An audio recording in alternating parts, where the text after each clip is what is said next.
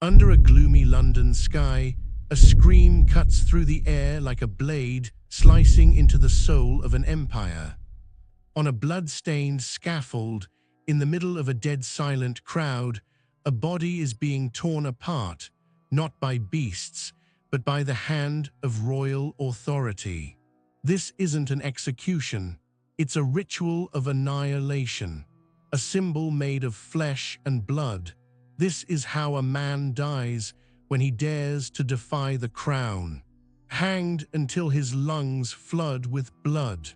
Gutted alive, his entrails burned before death comes. Then quartered without mercy. No begging, no plea for mercy. Only a pair of eyes locked onto King Edward I. Not with hatred, not with fear, but with the one thing that cannot be destroyed, a will that refuses to die. William Wallace wasn't a king, but he did what no king had the courage to do. He stood against the throne, with bone, with blood, and with a vow for freedom carved deep into his skull. This story doesn't begin at the scaffold. It begins in a land crushed beneath the iron heel of a tyrant, and with a child raised in blood and ashes. England had already crushed Wales. Now it was Scotland's turn. And from that mist-shrouded land rose the shadow of a man. No crown, no title, no divine right, but something far more dangerous. The iron heel of Edward I. Before Wallace ever lifted a sword, the blood of his people was already soaking the Scottish soil. The hammer had fallen not just from above, but from within. Edward I, King of England, had already crushed Wales underfoot. Now he turned his eyes north to Scotland, a land he saw not as sovereign, but as unfinished business. He didn't arrive with treaties, he came with chains. Edward was no ordinary monarch. He was a builder of castles, but more importantly, a destroyer of wills. To the English, he was a lawgiver. To the Welsh and Scots, a butcher in velvet. He installed puppet kings, demanded oaths of loyalty, and when he didn't get them, he took sons, mothers, priests, and burned them in their own churches. He tore down abbeys and salted the earth beneath rebel farms.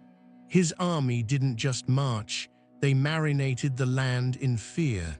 To the outside world, Edward was a bringer of order, but to Scotland, he was something far older, far colder, a shadow that could not be reasoned with. He ruled not by God's will, but by sheer force, and behind every decree was a noose. It wasn't just the nobles he crushed, it was the idea of being Scottish. Men were flogged for speaking their own tongue, women raped to erase bloodlines. Entire villages razed for harboring a cousin of a rebel. Scotland wasn't occupied, it was being erased, and among that ash and bone, a boy was watching. William Wallace, the second son of a minor landholder, was never meant to be part of history, but he saw it written in fire on the walls of his childhood. His father died resisting the crown. His uncle disappeared in chains. His village starved not from famine, but from the crown's deliberate hand. This was a childhood shaped not by school or sermons, but by executions and gallows. Not bedtime stories, but the screaming of men as their entrails were dragged out before their children's eyes. That does something to a boy. It rewires him. Beneath the surface of a quiet child, something terrible began to grow, not rage, not madness, but focus. A deep, cold understanding. They are not here to rule us, they are here to erase us. Edward thought he could tame Scotland with walls and gallows, but he hadn't accounted for what happens when a child is forged in horror and survives it. By the time Wallace was a young man, Scotland wasn't just bleeding. It was rotting from the inside. Its nobles were bickering over titles while their people were slaughtered. Some took bribes, some looked away, some swore loyalty to the English crown and smiled as their neighbors burned. Wallace saw it all. And he said nothing. But in silence, a war was brewing. Because one day, a soldier would lay hands on a woman Wallace cared about. One day, the crown's cruelty would walk into the wrong village at the wrong hour and draw blood from the wrong body. And on that day, Scotland would no longer be silent.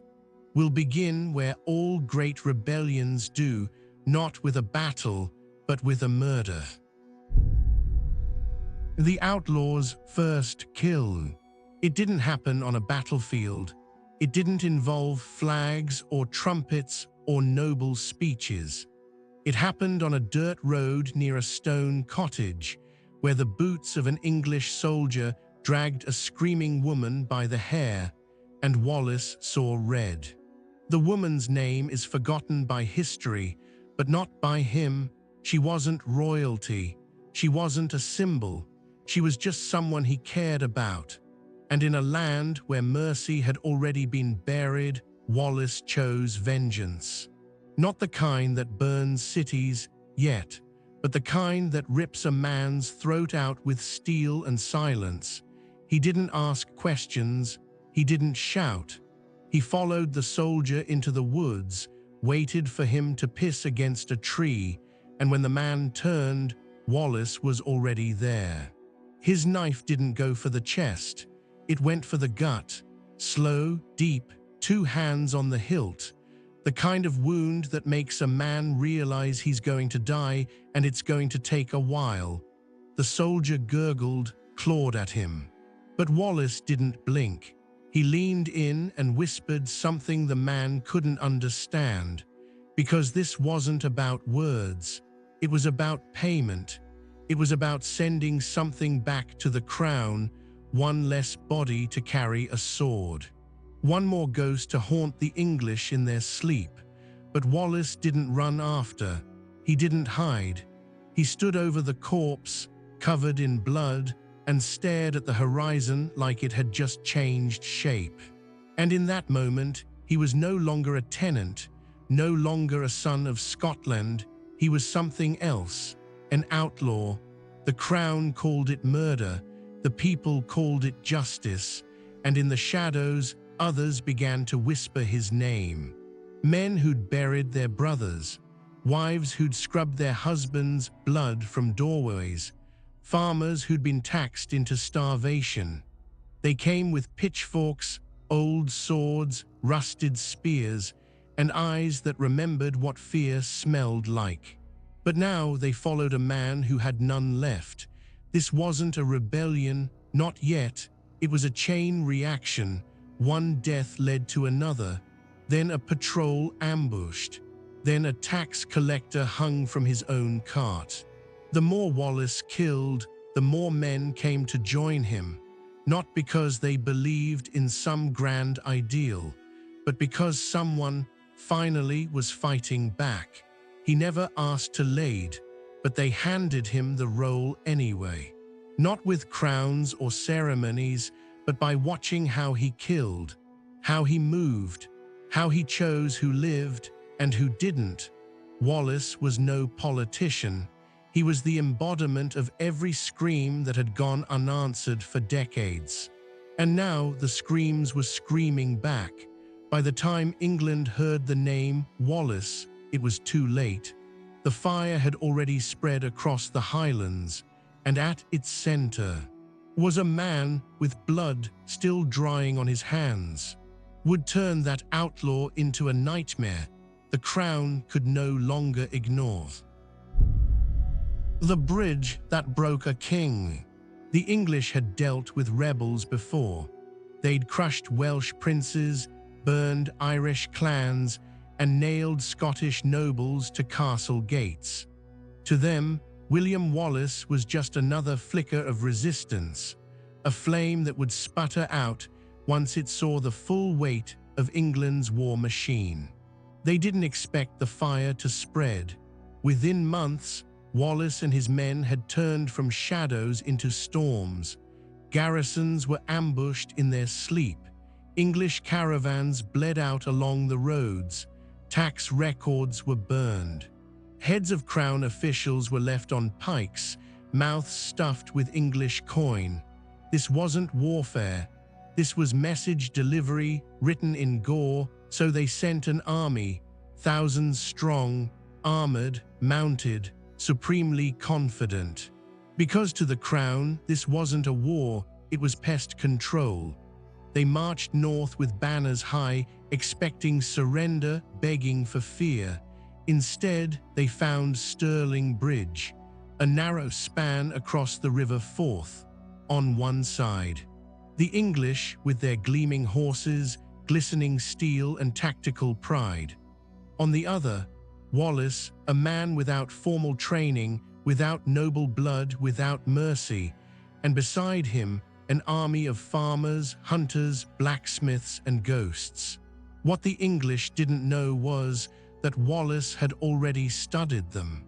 He knew how they thought, how they moved, how they underestimated everything that didn't wear a crest.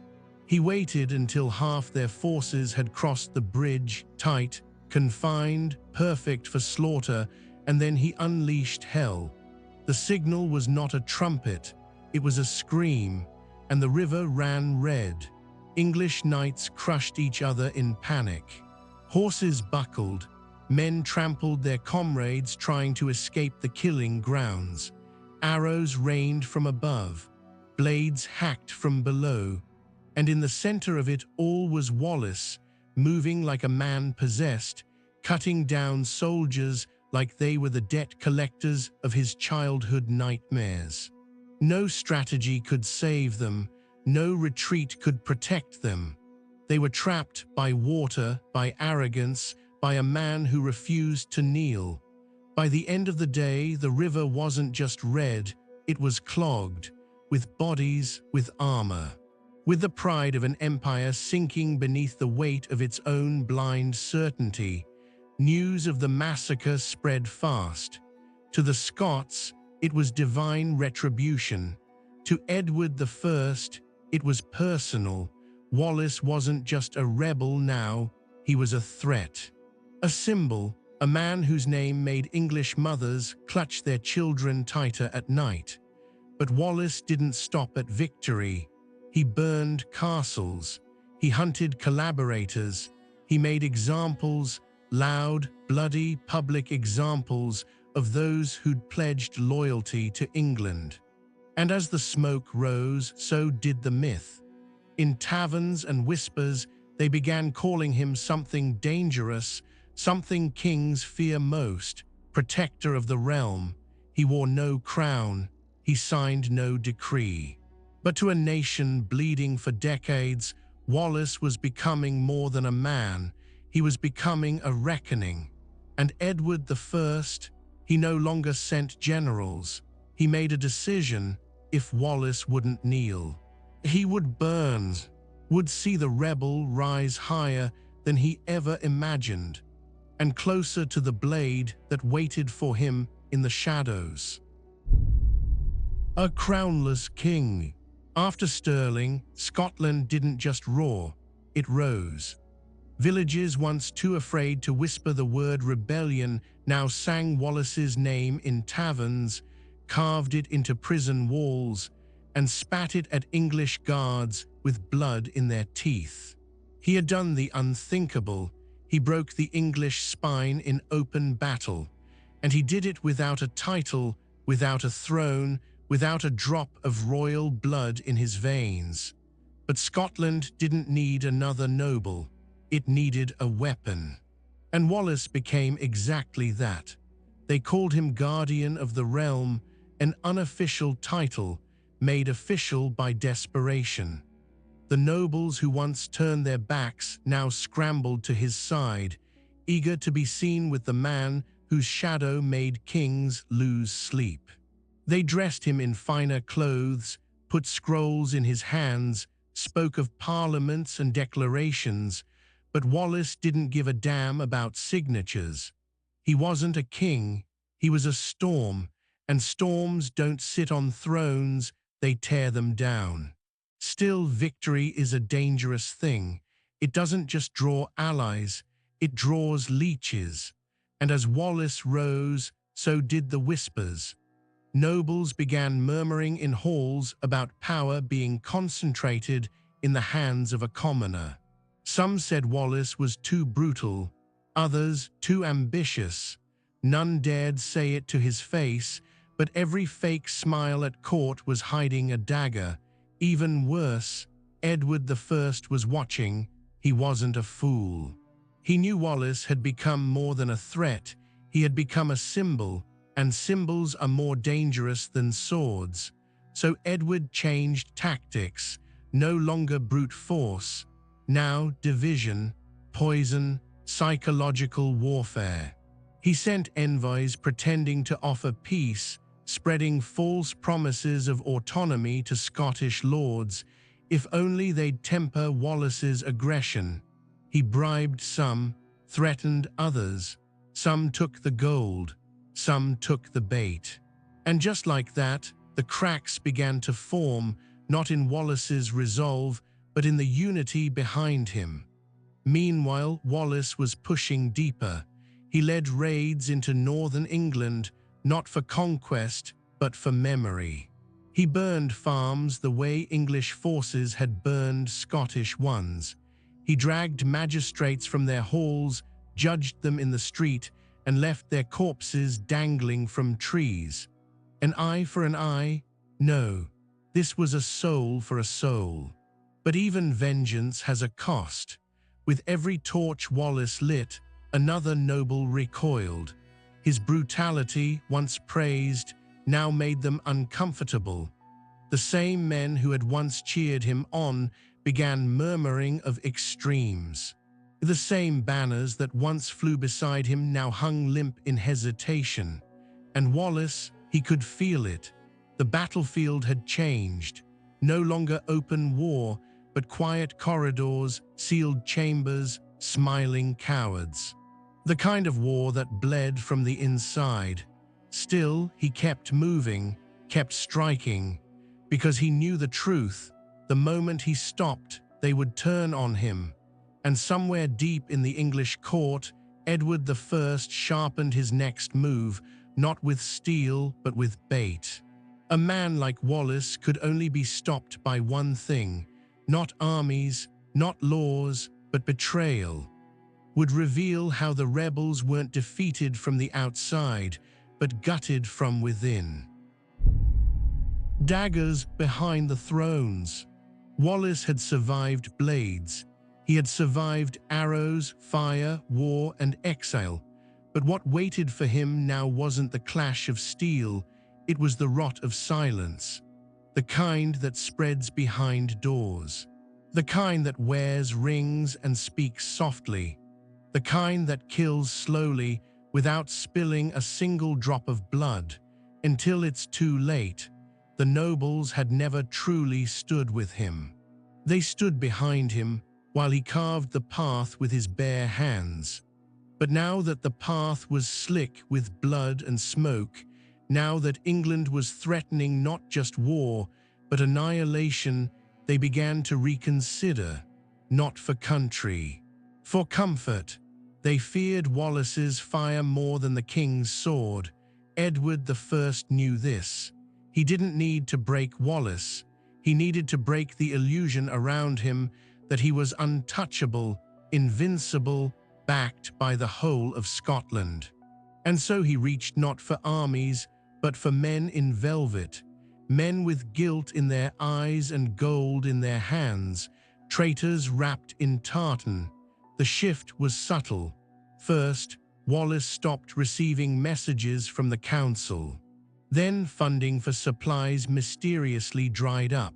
Promised troops never arrived. Roads once cleared for rebel movement now bristled with sudden tax inspections. And Wallace, once the soul of the uprising, was slowly being cut out from the center of his own cause. But he didn't beg, he didn't plead for unity. He knew what was happening.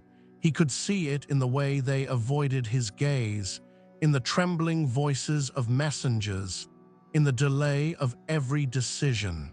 Scotland's nobility was preparing to trade his blood for their survival.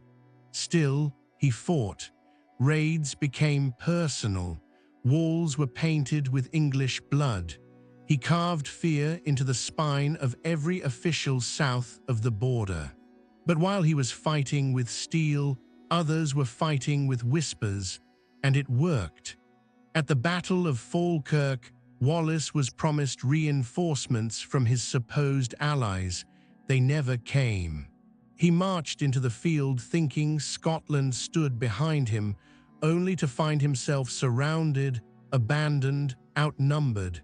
The English charged. His men were crushed. His formations scattered. The rebellion cracked, not because of the enemy's strength, but because of his own countrymen's cowardice.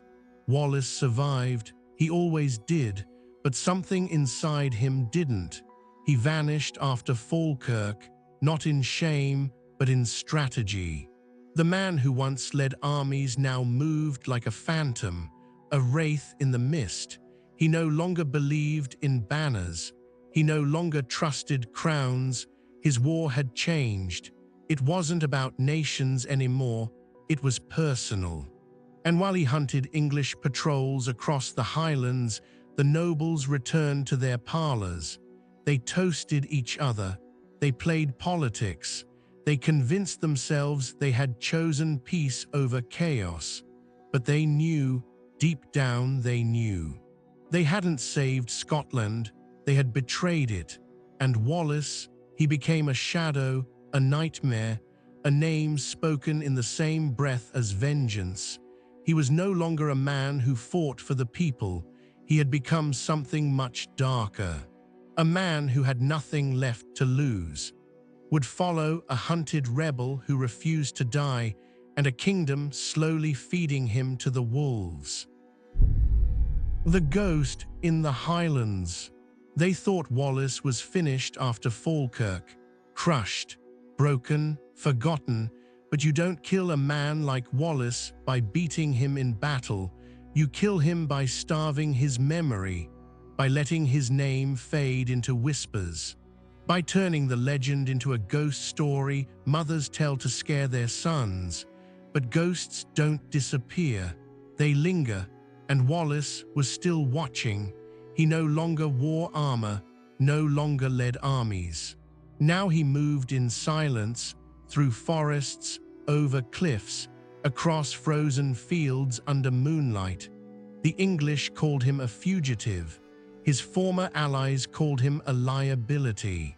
But to the poor, to the peasants, to the broken, he was something else entirely, a symbol still breathing, still bleeding, still dangerous. Every now and then, a corpse would show up outside an English fort, strangled, skinned, eyes gouged. Sometimes a patrol would vanish into the hills and never come back. Only their bones returned, with the crest of the crown shoved down their throats. Wallace wasn't making statements anymore. He was sending nightmares. He knew the land better than any map could describe. He moved like hunger, struck like plague. The soldiers began to whisper that he had died and come back, no longer a man, but a revenant fueled by the betrayal that refused to leave his bones. But Wallace wasn't a spirit. He was a man, tired, hunted, and running out of time. The psychological weight pressed heavier than any armor. Every door he knocked on might be the last. Every face he trusted could be the one that turned him in. Scotland was still his homeland, but it had become a stranger.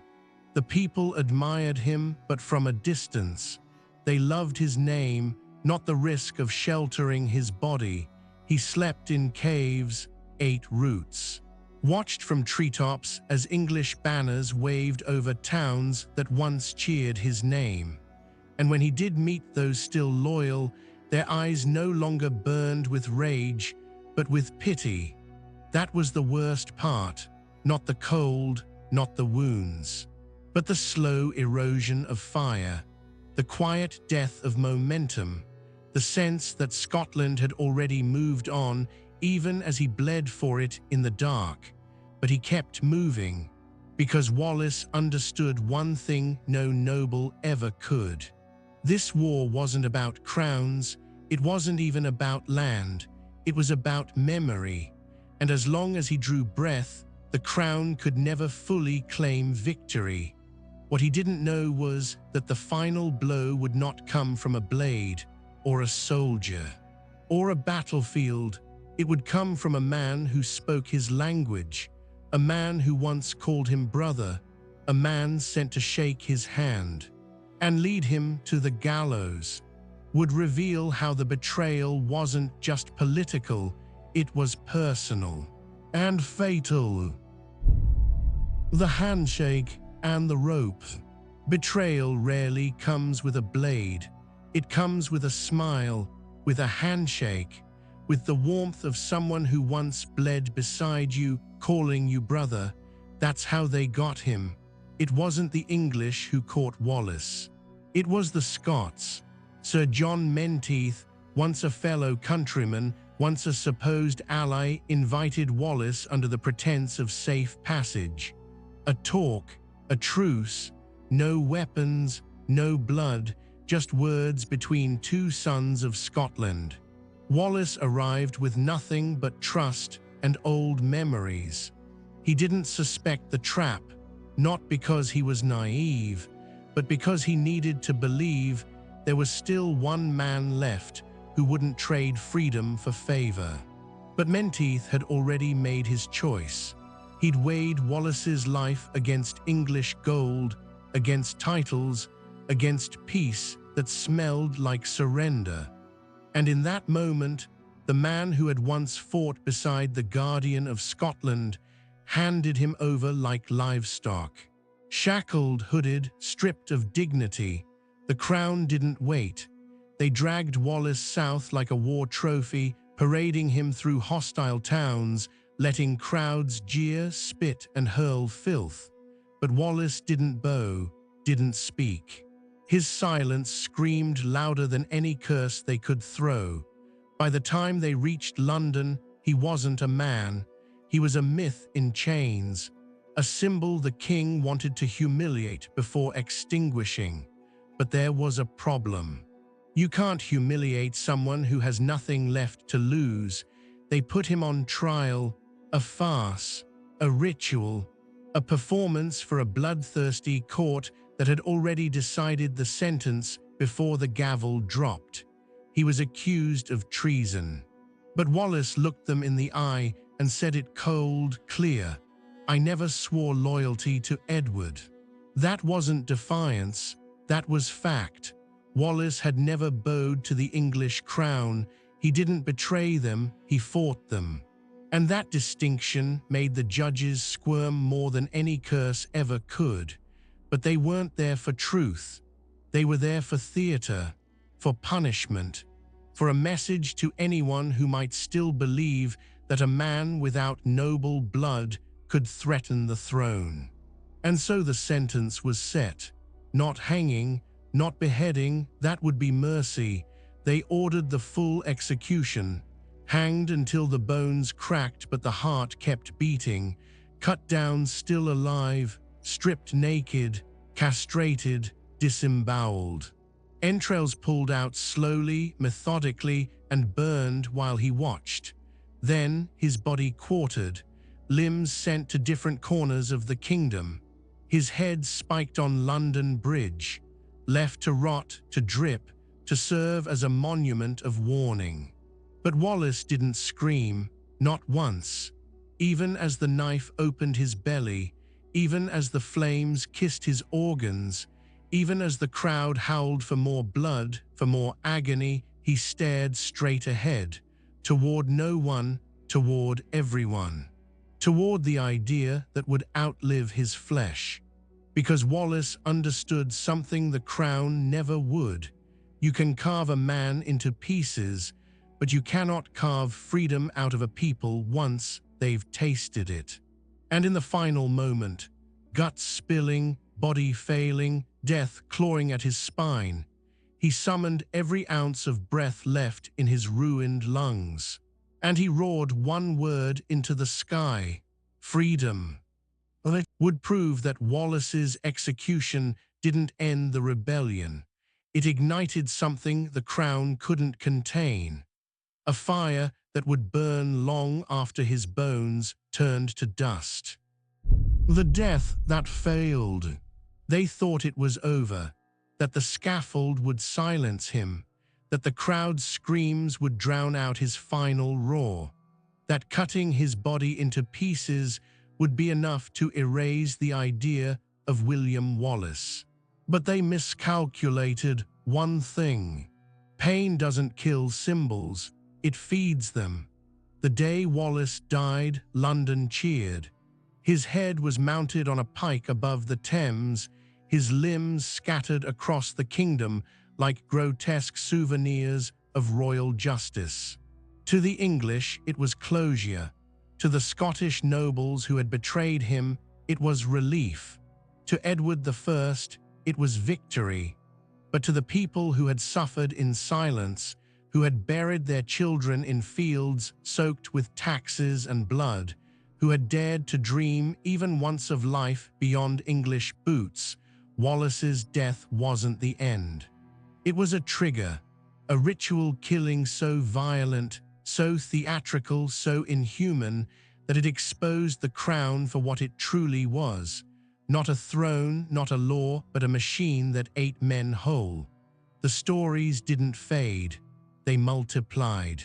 Farmers spoke of Wallace as if he'd risen into the sky, not fallen to the blade. Some said his spirit haunted the highlands. Others swore they saw his face in the flames of English outposts. What mattered wasn't truth. What mattered was that his execution had failed to do the one thing it was designed to do: break hope.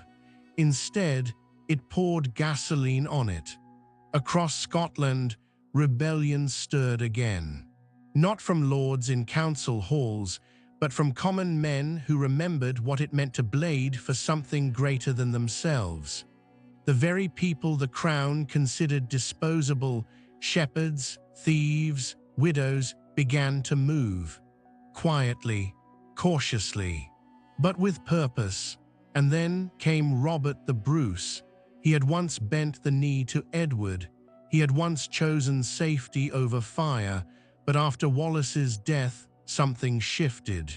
Bruce understood now that peace was an illusion, that England didn't want unity, it wanted obedience. And Wallace had shown what defiance looked like: not clean, not noble, but full of blood and dirt and pain. Real. So Bruce stopped apologizing. He stopped negotiating. And when he finally picked up the sword again, it wasn't as a nobleman, it was as Wallace's echo. The crown had destroyed the man, but they had made the martyr. A martyr that didn't just haunt them from memory, but from consequence. Years later, Bruce would crush the English at Bannockburn. Scotland would roar again, this time as a nation. And when they sang of their victory, they didn't sing of treaties or kings. They sang of a man who died screaming freedom, with his body torn apart and his soul still unbroken. Because Wallace was never meant to survive. He was meant to ignite. Would examine how Wallace's death carved a wound so deep into the English psyche, the echoes of it bled across generations, and how Scotland learned to carry that pain like a blade. The price of legend. A man dies once, but a legend keeps dying again and again, in the minds of kings, in the silence of traitors, in the hearts of those too afraid to pick up the sword he left behind. Wallace's corpse was scattered, but his presence became a sickness in the halls of English power, a ghost that wouldn't stay buried. Edward I, who had crushed entire nations, who'd stood over kings and watched them kneel, now found himself haunted by the absence of a man he'd destroyed with his own decree. Wallace was supposed to be an example. Instead, he became a virus, infecting the soul of rebellion with every whisper, every campfire tale, every child named in his honor.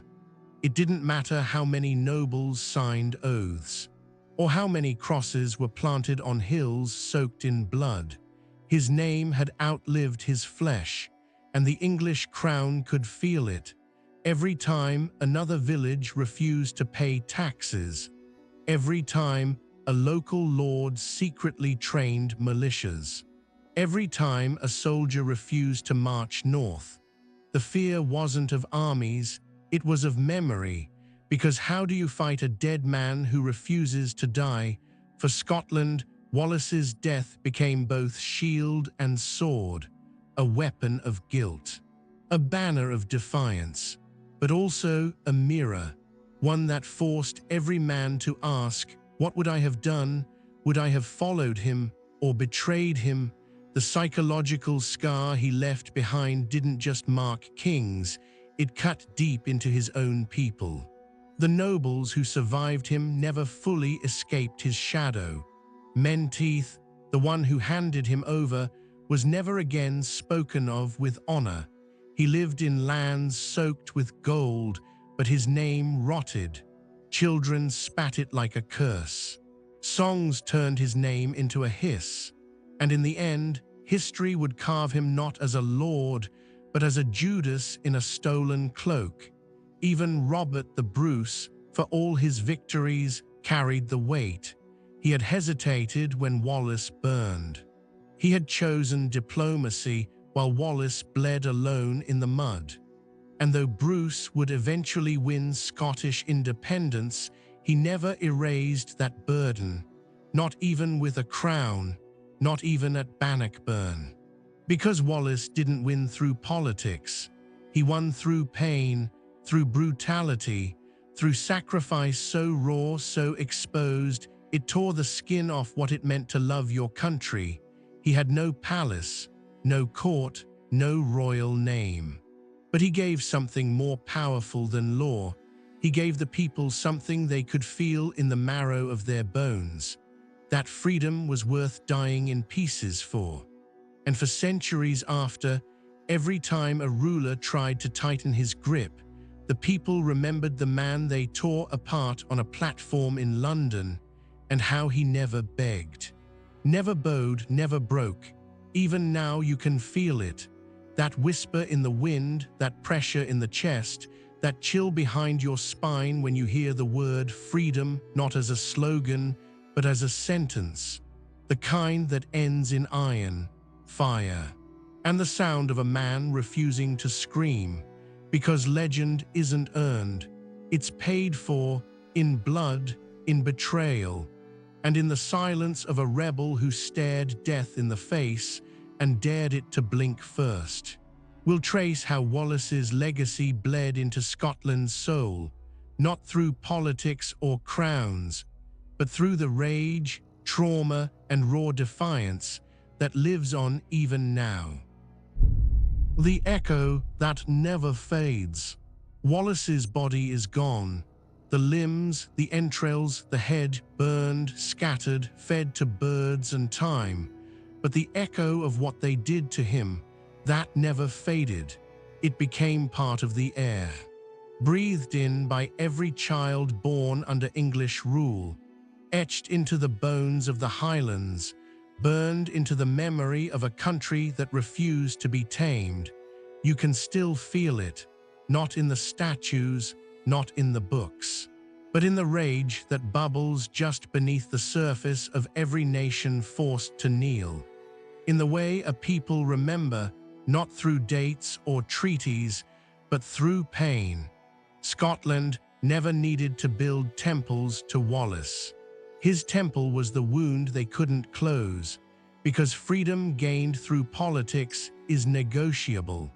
But freedom bought with flesh, that becomes religion. What the crown failed to understand was that pain doesn't disappear when you silence the source. It travels, infects, evolves. Wallace wasn't a martyr in the church sense. He wasn't pure, he wasn't holy. He was bloodied, brutal, and angry, and that made him real, that made him dangerous. Because he wasn't an idea dreamed up by nobles, he was born from the dirt, from the screams, from the broken ribs of peasants crushed under tax and iron. And that kind of legend doesn't age, it festers. Every injustice after his death was measured against his. Every king who ruled with cruelty heard his name echoed in silence. And centuries later, in every rebellion, every riot, every whisper of resistance, you can still hear Wallace screaming from the scaffold, daring power to look him in the eye. Even modern rulers, those who never held a sword, who ruled by law not force, feel that echo. It's not about Scotland anymore, it's about something older, more primal. The universal terror of losing control to the one thing power can never chain, a man with nothing left to lose. And that's what Wallace became. He was not just a freedom fighter, not just a warrior. He became the embodiment of consequence, a warning stitched in sinew and ash. A reminder that when you push too far, when you humiliate too deeply, when you cut a man into pieces and parade him like meaty, you might win the battle, but you plant a curse. And that curse never dies. It waits, it watches, it teaches, until one day it wakes again, wearing a different face in a different land with the same fire. That is Wallace's legacy, not a crown, not a treaty, but the permission to fight back. And the unspoken promise that even when your body breaks, your name can still kill kings. We'll close the chapter not with peace, but with warning, because Wallace may be long dead, but what he became still rides the winds of rebellion. The shadow that still rides. William Wallace is long gone, his bones scattered, his blood washed away, but what he stood for never left, not carved into marble, not written into law, but carried in silence, in memory, in fire. Some say he failed, that he lost, that the crown won. But then, why do we still speak his name? Maybe legends don't need to survive, they just need to be remembered. And Wallace, he was never a king. But he left something kings will always fear. A man who refused to kneel.